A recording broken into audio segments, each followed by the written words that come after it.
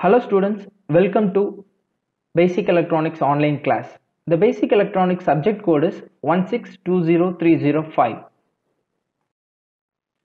In this video lecture, we are going to discuss about these topics. Semiconductor diode. Before that, we are going to review what is P-type and N-type semiconductor. Then, we are going to study what is junction of P-type and N-type, that is PN junction barrier voltage, depletion region, junction capacitance. So these are the content we are going to discuss in this video lecture. Before entering into the subject, let us know what is electronics. Electronics is the branch of science that deals with the study of flow and control of electrons, that is your electricity, and the study of their behavior and effects in vacuums, gases and semiconductors, and with devices using such electrons. So it is clearly understood from this definition, electronics is the study of flow and control of electrons. Electronics is an applied form of science that deals with electrons. It handles electric circuits containing active elements, passive elements and other underlying techniques, making it as an important part of engineering. So most of the electronic components are made up of semiconductor. So we need to learn clearly about the semiconductor materials.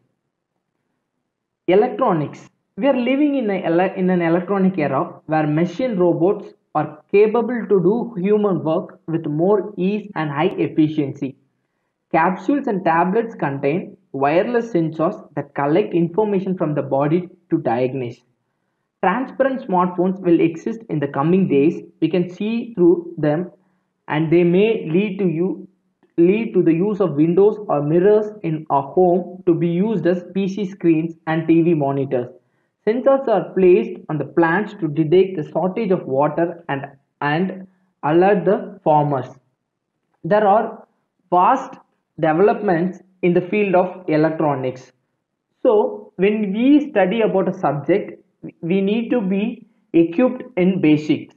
That is why we are going to study from the scratch. In this video lecture, we are going to study about semiconductors and we are going to review about what is P-type semiconductor and N-type semiconductor. Because most of the materials of electronics are made up of semiconductor. So it is very important to understand what is semiconductor material and how it is functioning.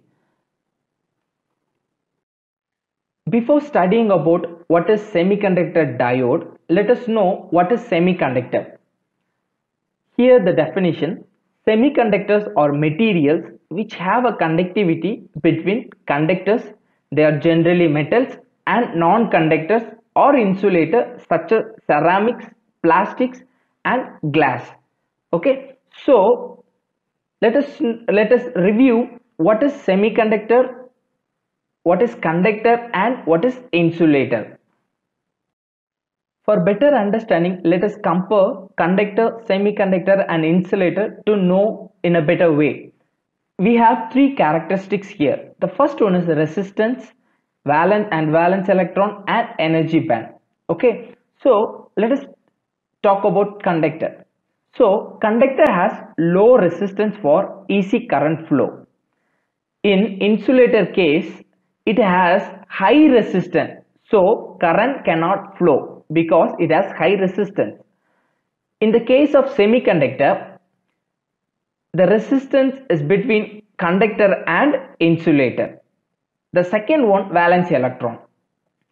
In conductor, atoms tend to release valence electron and it flow freely from one atom to another.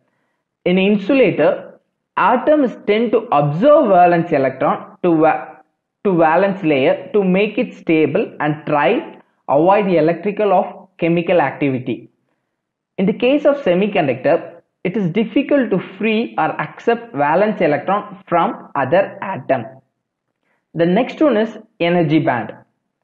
Conduction and valence band overlap, electron will easily move in conductor. In insulator, the energy gap is big, so electron cannot easily move. In semiconductor, the level is between conductor and insulator. From this comparison, you can clearly understand what is conductor and what is insulator. So, in this video lecture, we are going to study about semiconductor diode. So, semiconductor it is between conductor and insulator. Types of semiconductors. There are two types. The first one is intrinsic semiconductor and the next one is extrinsic semiconductor. In intrinsic semiconductor, it is a pure form, and in the case of extrinsic semiconductor, it is impure form. For example, for pure form, that is germanium and silicon. In this extrinsic semiconductor, it is further classified into two types. The first one is N-type and the second one is P-type. Addition of pentavalent impurity is called N-type. Addition of trivalent impurity is called P-type. I repeat, addition of pentavalent impurity is called N-type and addition of trivalent impurity is called P-type. Let us discuss what is P-type semiconductor briefly. When the trivalent impurity is added to an intrinsic or pure semiconductor, for example silicon or germanium, then it is called P-type semiconductor. Trivalent impurities such as boron, gallium, indium, aluminium, etc. are called acceptor impurity. P-type semiconductor is addition of trivalent impurity to an intrinsic or pure semiconductor. Okay, let us consider trivalent impurity boron is added to silicon as shown in figure. You can see this image here. The boron is added with silicon. Boron atom has 3 valence electrons, that is electrons in the outer shell. I repeat, boron atom has 3 valence electrons and silicon has 4 valence electrons. Okay, understand it clearly. Boron has 3 valence electron. That means the electrons in the outer shell. Okay, boron has 3 valence electron and silicon has 4 electrons. The 3 valence electrons of each boron atom form 3 covalent bonds with the 3 neighboring silicon atoms. In the 4th covalent bond, only silicon atom contributes 1 valence electron, while the boron atom has no valence electrons to contribute. So the 4th covalent bond is incomplete. You can see in this image, the 4th covalent bond is incomplete with shortage of 1 electron because boron has only 3 valence electrons. The missing electron is called hole. We call it as hole. And this shows each boron atom accept 1 electron to fill the hole. Here we have hole. So this boron atom accept 1 electron to fill the hole. So all the trivalent impurities are called acceptors because it has hole. A small addition of impurity provides millions of holes. That is why we call it as P-type semiconductor. So when the trivalent impurity is added to an intrinsic or pure semiconductor, then it is said to be a P-type semiconductor. Trivalent impurities such as boron, gallium, indium, aluminium, etc. are called acceptor impurity because it has holes. Now let us study about conduction in P-type semiconductor. Let us consider a P-type semiconductor as shown in this figure. When voltage is applied to P-type semiconductor, this is the voltage source, positive terminal and negative terminal. Here the holes in valence band moves towards negative terminal of applied voltage. The holes you can see the holes. This holes in valence band moves towards negative terminal of applied voltage. Similarly, here you can find the free electrons. These free electrons move towards positive terminal of applied voltage. So holes move towards the negative terminal. Similarly, free electrons will move towards the positive terminal. In p-type semiconductor, the population of holes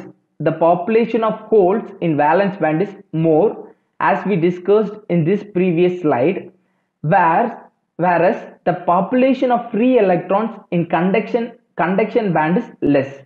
So current conduction is mainly because of holes in valence band. Free electrons in conduction band constitute little current. Hence, in p-type semiconductor, holes are called majority carriers and free electrons are called minority carriers.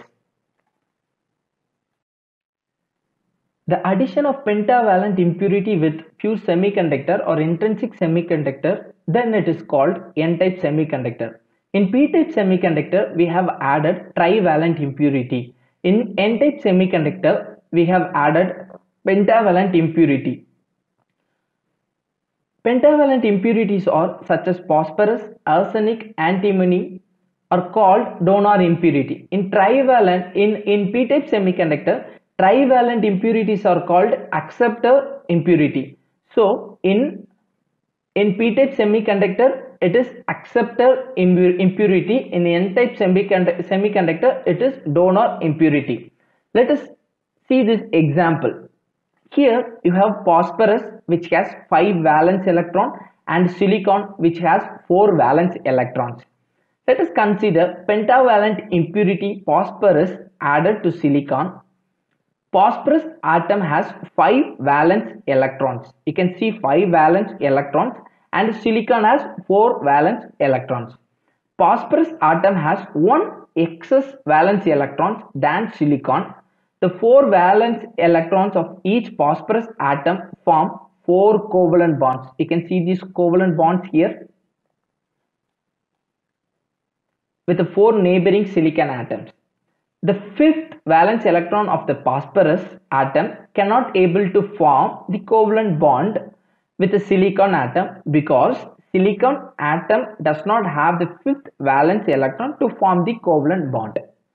So the 5th valence electron of phosphorus atom does not involve in the formation of covalent bonds. Here you can see there are 4 covalent bonds because it does not have 5th valence electron of silicon. This phosphorus electron is now free. Hence, it is free to move and not attached to the parent atom. This shows that each phosphorus atom donates 1 free electron. Therefore, all the pentavalent impurities are called donors. The number of free electrons depends on the amount of impurity added to the silicon. A small addition of impurity generates millions of free electrons. In the case of p-type semiconductor, a small addition of trivalent impurity generates millions of holes. But here, a small addition of pentavalent impurity generates millions of free electrons.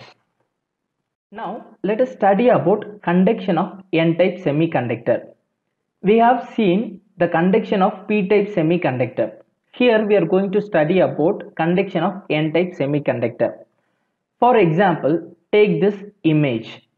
Let us consider an n-type semiconductor. Here you can find n-type material.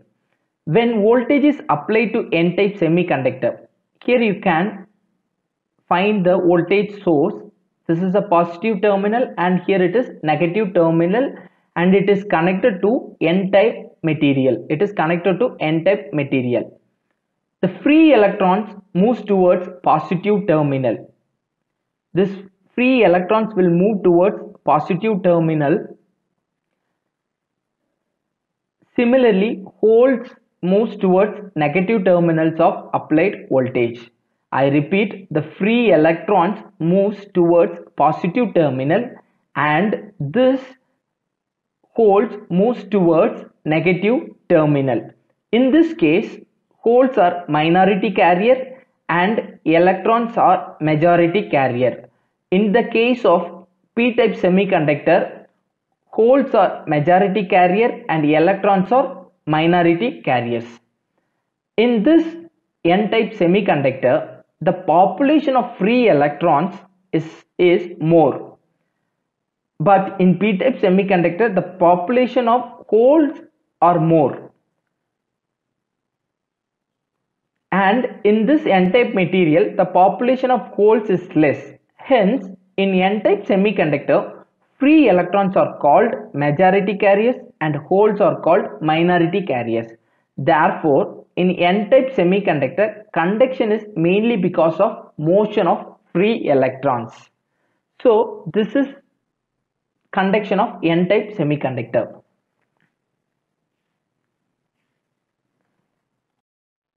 I hope you have understand the concept of p-type semiconductor and n-type semiconductor and how it is conducting. Now, for better understanding, let us compare p-type semiconductor and n-type semiconductor. Here, n-type semiconductor is obtained by doping and intrinsic semiconductor with pentavalent impurity. What is doping? Doping is addition of impurities. In n-type semiconductor, we are adding pentavalent impurities. In p-type semiconductor, it is obtained by doping an intrinsic semiconductor with trivalent impurity. Please keep this in your mind. Doping. Doping means addition of impurities. In n-type semiconductor, electrons are majority carriers and holes are minority carriers because in n-type semiconductor, because of pentavalent impurity, there is excess of electrons.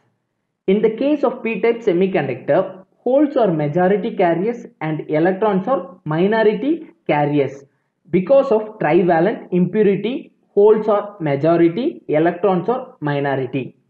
It has donor energy level very close to Cb, and in p-type semiconductor, it has acceptor energy level very close to Vb.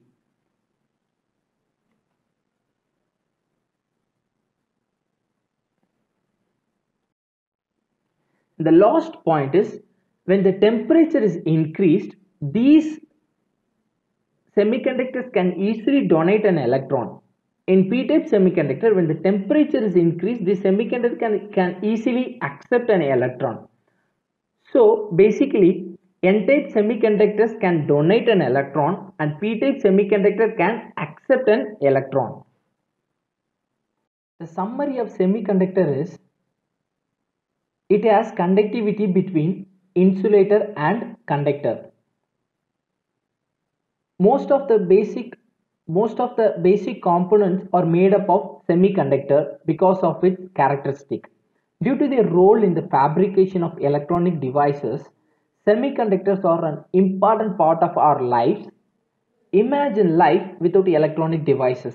There would be no radios, no TVs, no computers, no video games, and poor medical diagnostic equipment. Although many electronic devices could be made using vacuum tube technology, the developments in semiconductor technology during the past 50 years have made electronic devices smaller, faster, and more reliable. Think for a minute of all the encounters you have with electronic devices.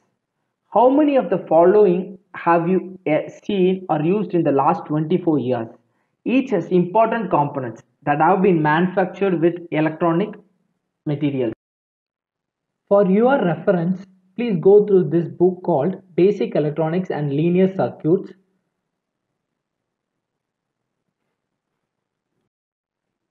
So, in this video lecture, we have studied the importance of electronics and uses of electronics in various fields. Next, we have studied types of semiconductor because most of the components are made up of semiconductor because of its characteristics. Next video we will learn about semiconductor diode.